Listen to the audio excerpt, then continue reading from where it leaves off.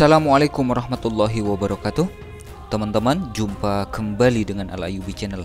Salam satu Tuhan. Dan konten kali ini teman-teman, lagi-lagi oknum pendeta memotong-motong video Ustadz Menahem Ali. Kalau video yang sebelumnya kan Louis Prastyo yang memotong videonya Ustadz Menahem Ali. Kali ini kembali diputar di dalam gereja dan pendeta ini mengajak jemaatnya untuk nonton bareng videonya Ustadz Menahem Ali yang sudah dipotong, teman-teman. Ya, ini sangat tidak fair dan sangat licik dan cenderung ini memfitnah Ustadz Menahem Ali karena yang diambil cuma sekian menit atau sekian detik gitu. Kita langsung simak videonya, teman-teman. Haleluya. Anda percaya? Haleluya. Sebelum saya menyampaikan khotbah yang selanjutnya, kita dengar dulu tayangan ini. Kita lihat dan kita dengar tayangan ini. Haleluya. Kenaikan Isa Al-Masih. Ini sebetulnya kita ada kesamaan. Kristen dan kita mengakui Nabi Isa atau Jesus Christ atau Yesus Kristus itu memang dirofa secara fisik.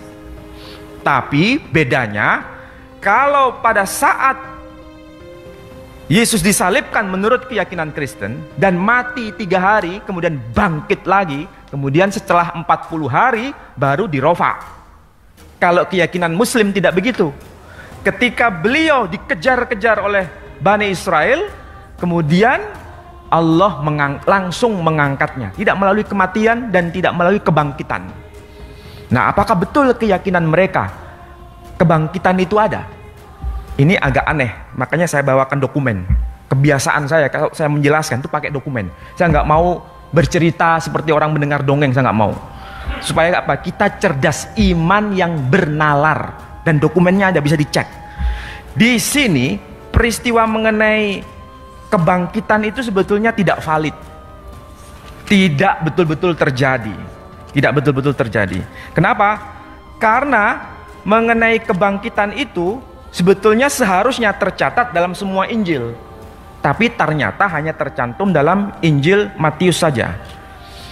Injil Markus tidak memuat, Injil Lukas tidak memuat, Injil Yohanes juga tidak memuat. Yang memuat hanya Injil Matius saja. Tadi kita sudah sama-sama melihat dan mendengar ceramahnya Profesor Ustadz Menahem Ali. Dia berkata bahwa keyakinan Kristen dengan Islam itu hampir mirip, hampir sama.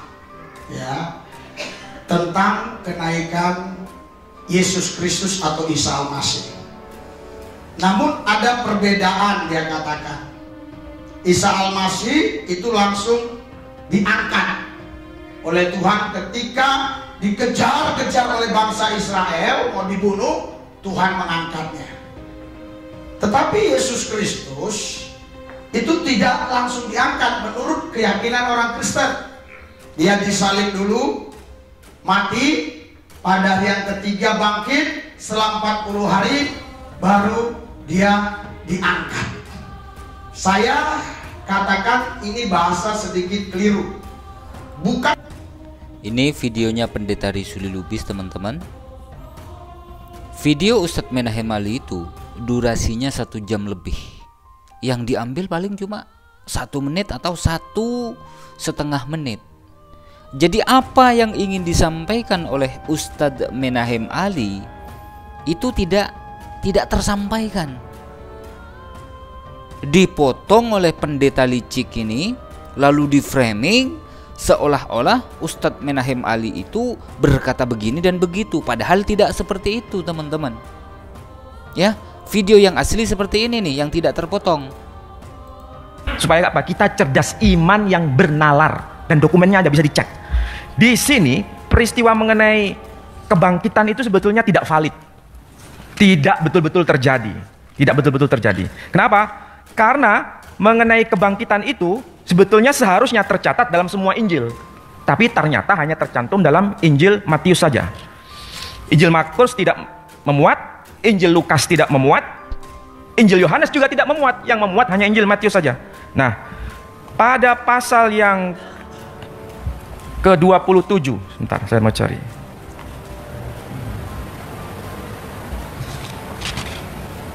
Nah, di sini ada pernyataan begini. Keesokan harinya, yaitu sesudah hari persiapan, datanglah imam-imam kepala dan orang-orang Farisi bersama-sama menghadap Pilatus. Dan mereka berkata, Tuan, kami ingat bahwa si penyesat itu, ini keyakinan orang Yahudi, jadi Nabi Isa itu dianggap penyesat. Si penyesat itu sewaktu hidupnya berkata, sesudah 3 hari aku akan bangkit. Karena itu perintahkanlah untuk menjaga kubur itu sampai hari yang ketiga. Kalau tidak, murid-muridnya mungkin datang untuk mencuri dia, lalu mengatakan kepada rakyat, ia telah bangkit dari antara orang mati, sehingga penyesatan yang terakhir akan lebih buruk akibatnya daripada yang pertama. Jadi memang ini sudah ada peristiwa besar. Jadi orang-orang Yahudi mengatakan dia itu penyesat. Dan di situ ada peristiwa yang namanya kebangkitan menurut keyakinan Kristiani. Maka kemudian di sini ada ayat yang kedua dari pasal 28, maka setelah hari Sabat lewat, menjelang menyingkirnya fajar pada hari pertama minggu itu, pergilah Maria Magdalena dan Maria yang lain menengok kubur itu. Maka terjadilah gempa bumi yang hebat, sebab seorang malaikat Tuhan turun dari langit dan datang ke bumi, ke batu itu, dan menggulingkannya lalu duduk di atasnya. Wajahnya bagian kilat dan pakaiannya putih bagian salju, dan penjaga itu gentar ketakutan dan menjadi seperti orang-orang mati. Kemudian malaikat itu berkata, ia tidak ada di sini sebab ia telah bangkit sama seperti yang telah dikatakannya. Mari lihatlah tempat ia berbaring. Nah, kemudian di sini ada ungkapan, dan pergilah dan katakanlah kepada muridnya bahwa ia telah bangkit dari antara orang mati. Yesus kemudian bangkit dari kubur dan masuk ke kota Yerusalem, dan orang-orang kudus pun semua bangkit menuju ke kota Yerusalem. Jadi yang bangkit itu sebetulnya bukan hanya Yesus, tapi orang-orang kudus semua bangkit ke kota Yerusalem. Ini menurut catatan Injil Matius. Pertanyaannya sekarang, kalau Yesus bangkit dan orang-orang kudus bangkit ke Yerusalem, Yerusalem itu bukan kota seperti kota Sidoarjo, tapi kota seperti kota Jakarta. Yerusalem itu kota metropolitan. Kalau orang-orang kudus semua bangkit, kira-kira yang melihat 1 orang, 2 atau 2 orang? Banyak orang. Tapi apakah betul keyakinan Kristen meyakini begitu? Tidak. Ini ayat ditafsirkan begini, yang bangkit secara fisik itu Yesus, tapi orang-orang kudus bangkit masuk Yerusalem itu metafora. Nah, ini kan berarti pilih-pilih begini, iya kan? Berarti ini penafsiran yang tidak konsisten. Apalagi catatan mengenai kebangkitan orang kudus masuk ke Yerusalem seharusnya tercatat dalam dokumen yang lain, tetapi Markus tidak menyebut, Lukas tidak menyebut, Yohanes tidak menyebut, sejarawan Yahudi abad pertama yakni Flavius Josephus juga tidak menyebut mengenai peristiwa itu. Tidak ada kebangkitan itu. Berarti ini hanya merupakan hayalan dari Matius saja.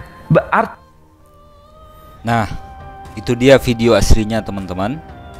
Kita bisa menilai ya apa yang akan disampaikan oleh Ustadz Menahem Ali dan apa niat busuk dari pendeta licik yang satu ini.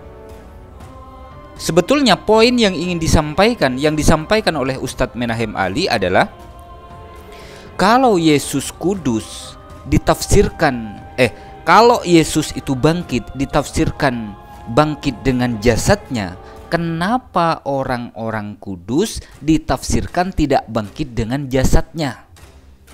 Itu poinnya. Tapi disembunyikan oleh pendeta yang satu ini. Kenapa, teman-teman? Karena mungkin takut jemaatnya berpikir, oh iya ya, kenapa ya Yesus bangkit ditafsirkan bangkit dengan jasadnya, sementara orang-orang kudus bisa puluhan orang, bisa ratusan orang, bisa ribuan orang. Kenapa orang-orang kudus itu yang bangkit ditafsirkan tidak dengan jasadnya? Kenapa? Ada apa? Kok pilih-pilih? Nah, hal ini yang tidak disampaikan oleh pendeta Rizuli Lubis. Karena kalau jemaatnya mikir, ya, kalau jemaatnya berpikir, loh, bisa-bisa jemaatnya pada auto mu'allaf ini. Karena memang faktanya generasi milenial mereka itu sudah berlomba-lomba masuk Islam. Silahkan cek di Yayasan Pembina Mu'allaf. Ya, entah itu Mu'allaf At-Tauhid, entah itu Mu'allaf Center Yogyakarta, entah itu Mu'allaf Center Hagia Sophia, dan banyak lagi yayasan-yayasan yang lain. Belum lagi yang tidak mau dipublikasikan. Itu fakta. Jadi kita bisa tahu teman-teman ya, sekarang ya kita tahu bersama bahwa memang banyak oknum-oknum pendeta yang tidak jujur, menampilkan video ustadz-ustadz kita ya kan, seperti Ustadz Adi Hidayat, Ustadz Felix Shaw, Ustadz Menahem Ali, terus diputar di dalam gereja, tapi dipotong-potong, tidak ditampilkan secara utuh. Kenapa? Ya, mereka takut jemaatnya pada mu'allaf. Kalau ditampilkan secara full, artinya pesannya tersampaikan gitu kan. Ya, seperti itulah. Kalau dulu Pendeta Rizuli Lubis ini adalah maling motor, sekarang orang ini adalah maling video, maling videonya Ustadz, dan video Ustadz tersebut dipotong-potong, lalu di framing, ya, di framing begini begitu, seolah-olah ustadz-ustadz kita itu sangat membenci kekristenan gitu kan. Ya, ini ya memang harus saya katakan, pendeta yang seperti ini memang pendeta licik, tak patut menjadi panutan, tak patut menjadi pemimpin umat. Mohon maaf jika ada silap kata. Wassalamualaikum warahmatullahi wabarakatuh.